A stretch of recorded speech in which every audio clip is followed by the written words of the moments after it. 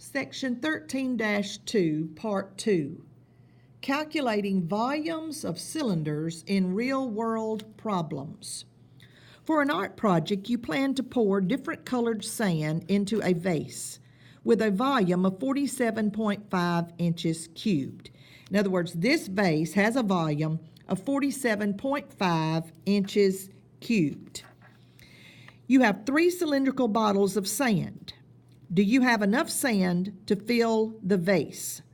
So we're going to pour all 3 of these cylinders of sand into this vase, and we want to know if we have enough sand to fill the vase. This vase, the volume is 47.5, okay? So what we're going to be needing to determine is what is the volume of the cylinders, because we have 3 of them, all right? So we're going to determine the volume of one cylinder and take that value times 3 to determine the volume of all 3 of these cylinders. All right, so we're going to find the volume of one cylinder. Well, I know that I need the radius and the height. What is the radius of the cylinder? What is my height of the cylinder? Well, you're given the diameter. The diameter is 2.5, so I'll need to take 2.5 and divide that by 2. So 2.5 divided by 2 gives you 1.25. So that is the radius of this cylinder.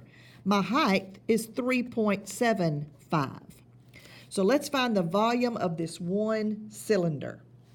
So using this formula, volume is equal to, and we were told to use 3.14 for pi, so I have 3.14 times my radius, 1.25 squared, times my height is 3.75.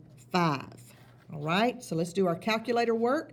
This is 3.14 times 1.25 times 1.25. Do that on your calculator. We're squaring 1.25. I get 1.5625. I'm going to keep that whole value. I'm not going to round it. Times 3.75. The more precise answer is the one where you don't round until the very end. Do all of your calculations and then round at the very end. So 3.14 times 1.5625 times 3.75, I end up with 18.3984, okay? And it's got other numbers, all right? So if we round this to the nearest tenths, that's 1 decimal place, that would become 18.4, because 9 is 5 or larger, 3 becomes a 4. So this is approximately 18.4. Now that is for one cylinder, okay? So this is for one bottle. So one bottle holds about 18.4 inches cubed of sand. One bottle. But we have 3 bottles. So since we have 3 bottles, I'm going to take 3 times 18.4. I'm going to multiply 3 times 18.4 because there's 3 of these cylinders full of sand.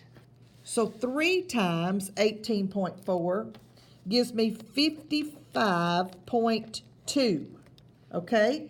So how does 55.2 compare to the amount that the vase will hold, 47.5? The vase holds 47.5. Well, 55.2 is greater than 47.5.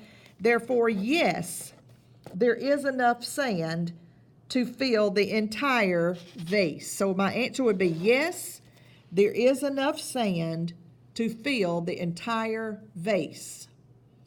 One cylinder was 18.4, had 1 bottle of sand. We multiplied it times 3 of them because we had 3 of those cans, and 3 times 18.4 gave me 55.2, which was greater than the amount that the vase held.